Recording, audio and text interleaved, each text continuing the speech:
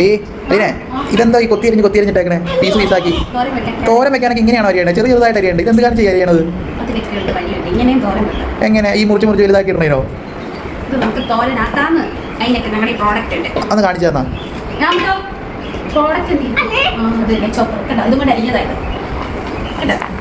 ഇനി തോരനാക്കാലോ. ഇത് നമ്മൾ ഇതിനകത്ത് നമ്മുടെ നാട്ടിൽ കപ്പളങ്ങയും ക്യാരറ്റും കൂടെ തോരൻ വെക്കും. നല്ല ടേസ്റ്റ്. അത് അരിയാൻ നല്ല ബെസ്റ്റ് സാധനമാണ് ഇത്. കുഞ്ഞു പിള്ളേർക്ക് വരെ അരിയാം.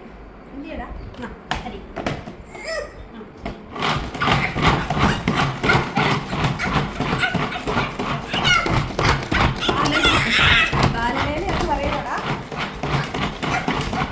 അപ്പം നമ്മുടെ ചോപ്പർ കുട്ടനെ കൊണ്ട് നമ്മൾ നല്ല സ്റ്റൈലായിട്ട് അരിഞ്ഞെടുത്തേക്കാണ്. നല്ല ഫൈനായിട്ട് വരും കേട്ടോ, പൊടിയായിട്ട് അരിഞ്ഞ് വരും. ഏറ്റവും എളുപ്പം ഇതാണ് നമുക്ക് അരിയാനായിട്ട്. തോരൻ വെക്കാൻ ഏറ്റവും ബീട്രൂട്ട്, ക്യാരറ്റ്, കപ്പളങ്ങ, ചുണ്ട് എല്ലാ സാധനവും നല്ല പൊടിയായിട്ട് അരിഞ്ഞ് വരും. ഇത് നമ്മുടെ നാട്ടിൽ വെക്കുന്നതാണ്. ഞാൻ കഴിഞ്ഞ ദിവസം ഒരു വീഡിയോ കണ്ടിരുന്നു, ഓമയ്ക്കൊക്കെ തോരൻ വെക്കുക. ഇത് ക്യാരറ്റിൻ്റെ കൂടെ ഇട്ട് തോരൻ വെച്ച അടിപൊളിയാണ്. അതായത് ക്യാരറ്റും കപ്പളങ്ങയും. നിങ്ങളുടെ നാട്ടിൽ ഇതിനെ എന്താ പറയുന്നതെന്നൊന്ന് പറയണേ. നമ്മുടെ പറമ്പിലെ തന്നെ ഓമയ്ക്ക എടുത്ത് നമ്മൾ തോരൻ വെക്കുന്നതാണ്.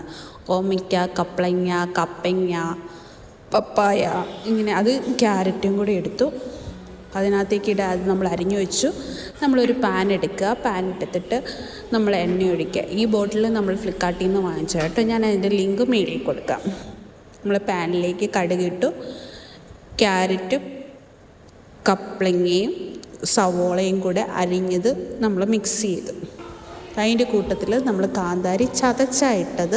എല്ലാവർക്കും അരിഞ്ഞിടാം, എങ്ങനെ വേണമെങ്കിലും ഇടാം, അതൊക്കെ നിങ്ങളുടെ ഇഷ്ടം പോലെ. നമ്മളിവിടെ ചതച്ചാണ് ഇടുന്നത്, അതുകൊണ്ട് നമ്മൾ ചതച്ചിട്ടു. അതിനുശേഷം നമ്മൾ ഇച്ചിരി ഉപ്പിട്ടു, മഞ്ഞൾപ്പൊടി ഇട്ടു.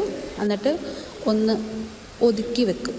നമ്മളിവിടെ ഇങ്ങനെയാണ് തോരൻ വെക്കുന്നത്. പിന്നെ ഇച്ചിരി കറിവേപ്പിലയും കൂടെ വേണമെന്നുള്ളവർക്ക് ഓപ്ഷണലാണ്.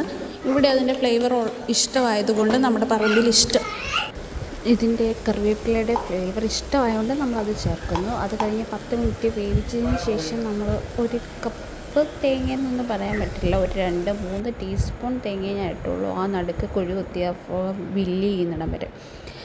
എന്താണെന്ന് വെച്ചാൽ നമുക്ക് ക്യാരറ്റും കപ്പളങ്ങയും നമുക്ക് പച്ചയ്ക്ക് തിന്നാവുന്ന 2 വെജിറ്റബിൾസാണ്. അപ്പോൾ അത് അധികം വേവണമെന്നൊന്നുമില്ല. നമ്മൾ വെന്തു ഹാഫ് ബോയിൽഡ് ആയാലും മതി. അത് കഴിഞ്ഞ ശേഷം തേങ്ങയും വെച്ച് നമ്മൾ ഒന്നും കൂടി ഒന്ന് പൊത്തി വെച്ച്, ഇങ്ങനെ പൊത്തി വെക്കുമ്പോൾ കാണാൻ നല്ല ഭംഗിയാണ്. അതുമല്ല അതിനകത്തൂടെ ആവി കയറി എല്ലായിടവും നല്ലപോലെ വേകും. അതിന് ശേഷം ഇച്ചിരി വെളിച്ചെണ്ണയും കൂടി ഇട്ട് നമ്മുടെ കറി റെഡി. സബ്സ്ക്രൈബ് ചെയ്യുക, ഷെയർ ചെയ്യുക, ലൈക്ക് ചെയ്യുക. Thank you.